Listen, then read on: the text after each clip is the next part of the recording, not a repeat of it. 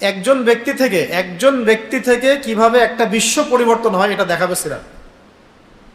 একজন ব্যক্তি থেকে কিভাবে পুরো বিশ্ব বদলে যায় এটা দেখাবে কে?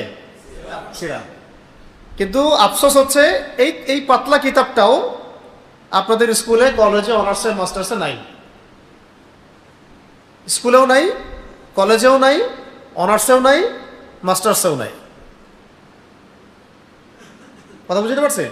স্বাধীনতার পর থেকে, মানে সোকল্ড স্বাধীনতার কথা বলছে কি, মুক্তিযুদ্ধের পর থেকে। সোকল্ড কেন বললাম? কারণ হচ্ছে মুসলিমরা তখন স্বাধীন হবে যখন সারা বিশ্বে ইসলামী খেলাফত কায়েম হবে। তার আগ পর্যন্ত মুসলিমরা পরিপূর্ণ স্বাধীন কখনোই হতে পারবে না। ততটুকু স্বাধীন আপনি হতে পারবেন যতটুকু হলে পশ্চিমাদের, ইহুদিদের, খ্রিস্টানদের, মুশরিকদের, জায়নিস্টদের স্বার্থে আঘাত না লাগে। আঘাত লাগলেই আপনি পরাধীন। বুঝতে পারছি? তো স্বাধীনতা বলতে বুঝাচ্ছি ওমর রাদিয়াল্লাহু আনহুর সময়কার স্বাধীনতা, ইসলামী স্বাধীনতা, আলী রাদিয়াল্লাহু আনহুর সময়কার স্বাধীনতা, ওসমান রাদিয়াল্লাহু আনহুর সময়কার স্বাধীনতা, আবু বকর রাদিয়াল্লাহু আনহুর সময়